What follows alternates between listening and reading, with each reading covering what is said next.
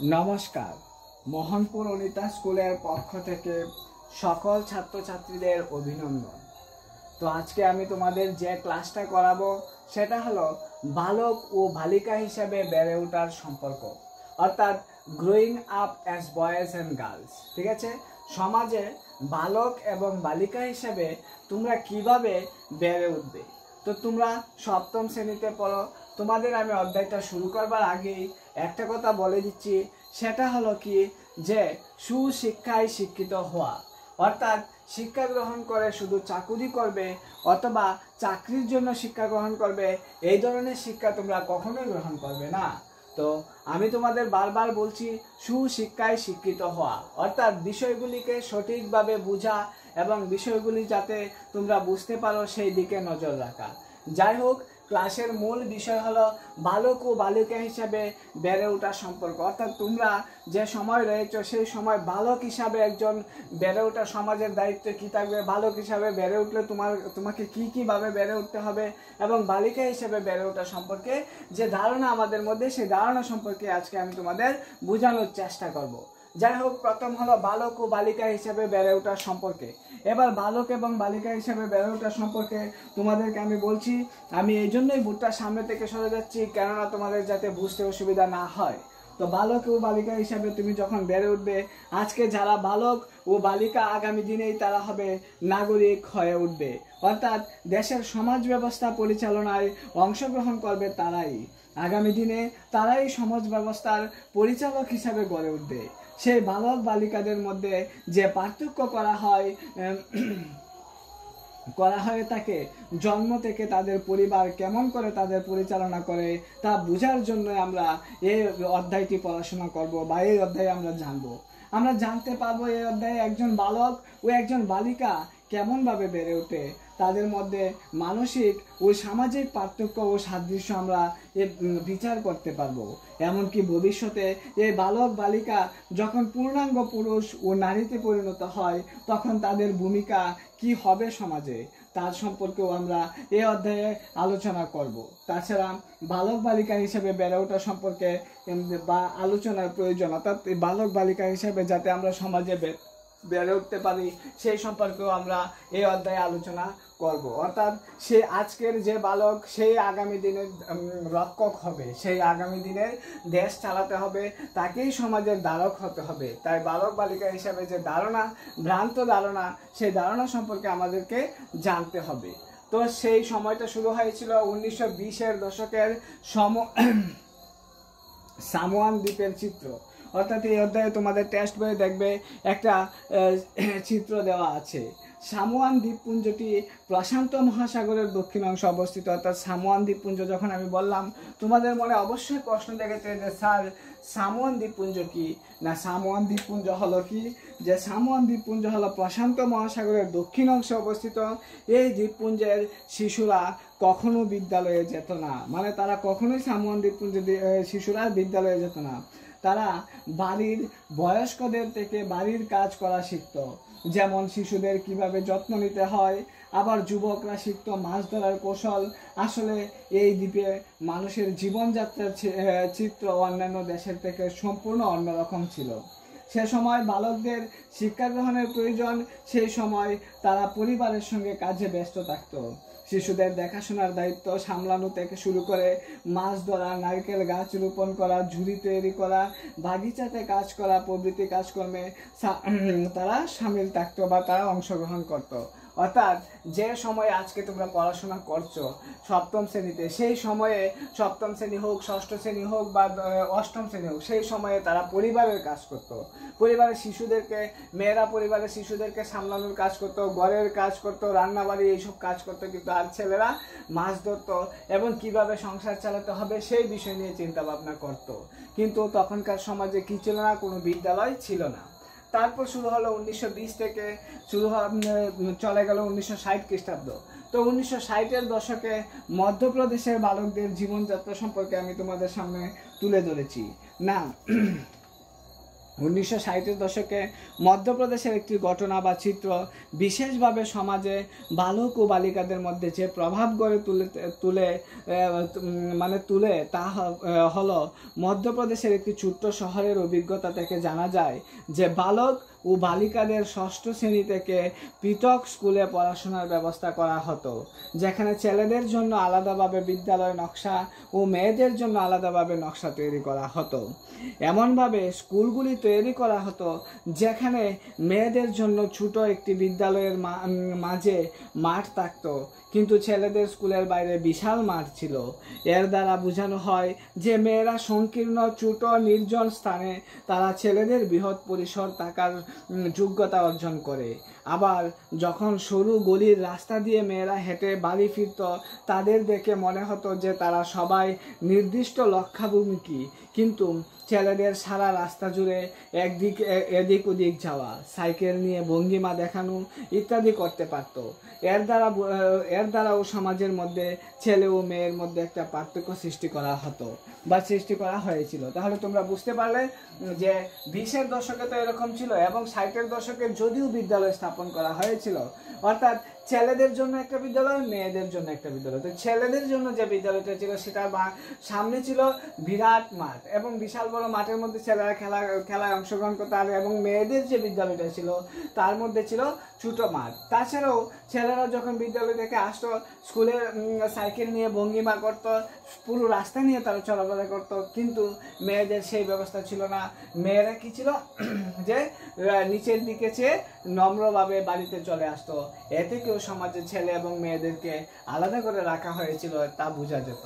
তারপর হলো এর দ্বারা আমার বোঝানো হয় যে মেয়েরা সংকীর্ণ এবং ছোট ও নির্জন স্থানে রয়েছে, আর ছেলেরা বড়।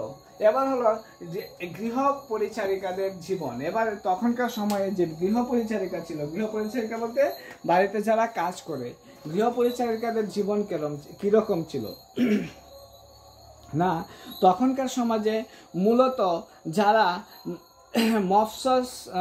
মফস্বল বা শহর এলাকায় থাকতেন তারা ভালোভাবে জানে যে বাবুদের বাড়ি কাজের লোককে পরিচারিকা বলা হতো। মানে পরিচারিকা কাকে বলা হয়? শহর এলাকায় বাবুদের বাড়ি যারা কাজ করত তাদেরকেই বলা হতো কি? পরিচারিকা।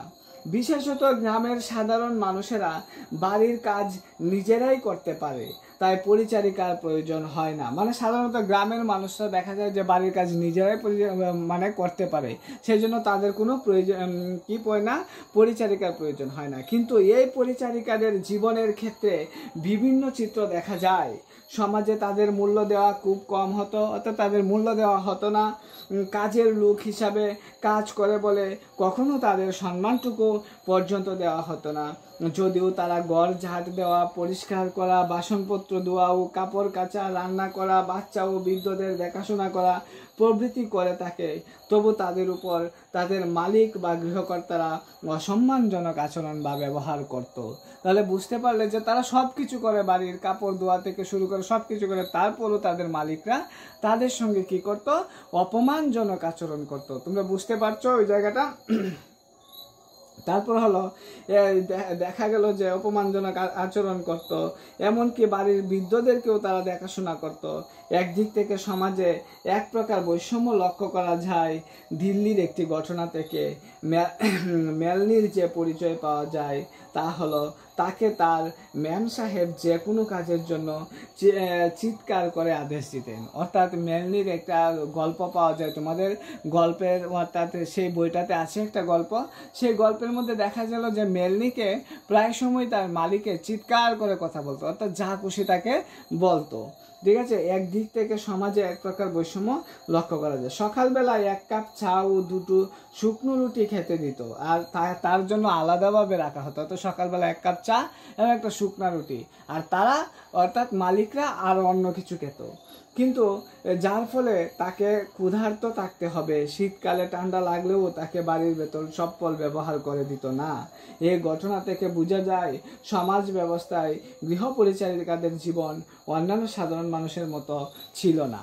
অর্থাৎ দেখা গেল যে যদি তার শীতের বেলায় ঠান্ডা লাগতো, অর্থাৎ শীতের সময় তাকে, ঠান্ডার সময় তাকে কি দেওয়া হতো না, চপ্পল দেওয়া হতো না।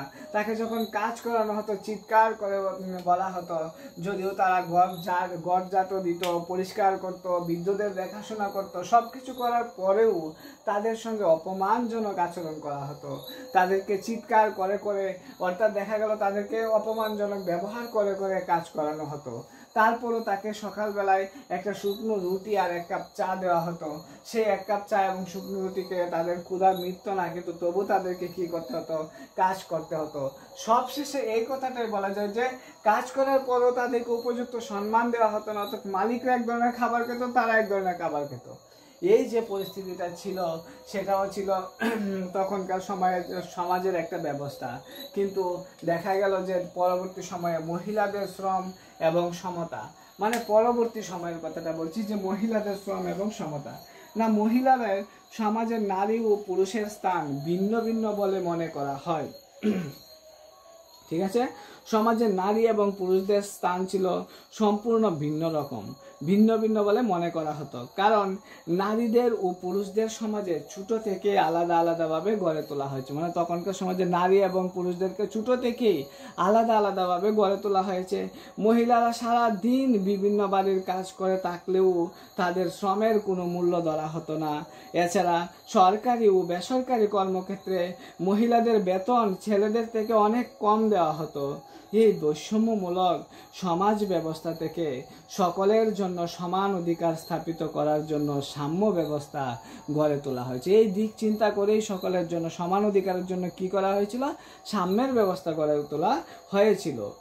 এবং এই বৈষম্যমূলক দেখা গেল যে এই শ্রমের মূল্য সমান করে সামাজিক সাম্য প্রতিষ্ঠা করা এবং নারী ও পুরুষের মধ্যে ভেদাভেদ দূর করে সুন্দর সমাজ গড়ে তোলার মূল লক্ষ্যই ছিল, মানে মূল লক্ষ্যেই কাজ করছিল।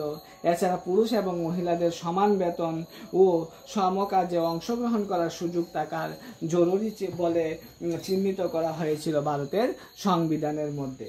ঠিক আছে, তাহলে তোমরা বুঝতে পারলে আগে মহিলারা কিভাবে অবহেলিত হয়েছিল, এখন তাদেরকে সমান মর্যাদা দেওয়া হয়েছে, সমান কাজের জন্য সমান মর্যাদা দেওয়া হয়ে থাকে। তাহলে এই অধ্যায়টা তোমাদেরকে আমি বুঝাতে পারলাম।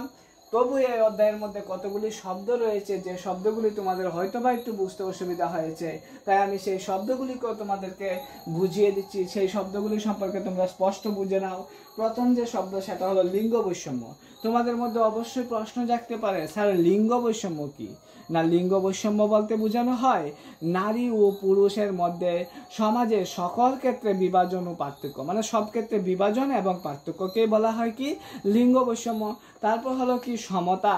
সমতা কি? অবশ্যই তোমাদের আমি বলবো সমতা কি। না, সমতা বলতে সমান অধিকার বোঝায়, যেখানে নারী ও পুরুষ সকলেই সমান অধিকার ভোগ করতে পারে তাকেই বলা হয় কি সমতা।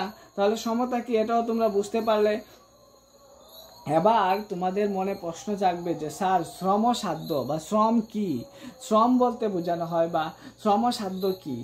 যে কাজগুলি করতে বেশি পরিশ্রম করতে হয় সেগুলি শ্রমসাধ্য কাজ। যেমন পুরুষের পাশাপাশি বাড়ির মহিলারাও শ্রমসাধ্য কাজ করতে থাকে। মানে শ্রমসাধ্য কাজ বলতে কি, যে কাজগুলি করতে অধিকাংশ, যেমন ধরো মাটি টানা বা ওই কোনো কিছু ইট টানা, মানে পরিশ্রমের কাজ যেগুলিকে সেইগুলিকেই বলা হয় কি যে শ্রমসাধ্য কাজ। সেই কাজগুলি পুরুষদের পাশাপাশি নারীরাও করত। এবার তোমাদের প্রশ্ন, ধর্মঘট কি?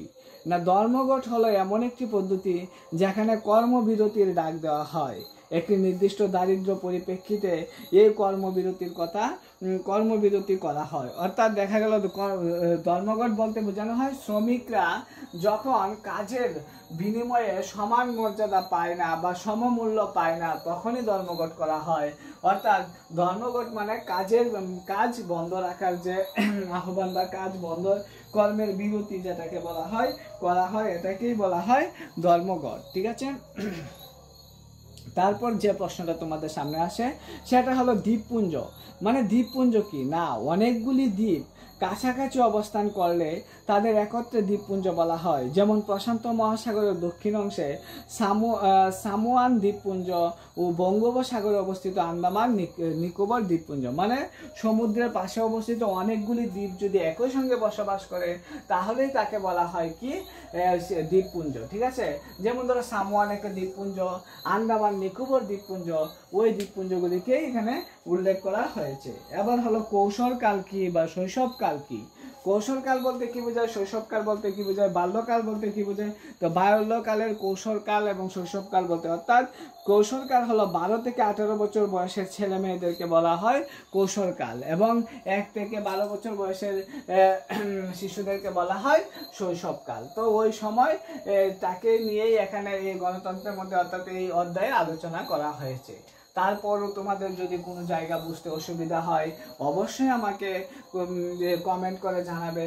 আর যারা আমার ফোন নাম্বার জানো তারা তো অবশ্যই ফোন করে বলবে স্যার ওই জায়গাটা আমরা বুঝতে পারিনি, তাহলে আমি অবশ্যই চেষ্টা করবো সেই জায়গাটা আবার একবার ক্লাস করার জন্য। সবাই ভালো থাকবে, ধন্যবাদ সবাইকে ক্লাসটা শোনার জন্য।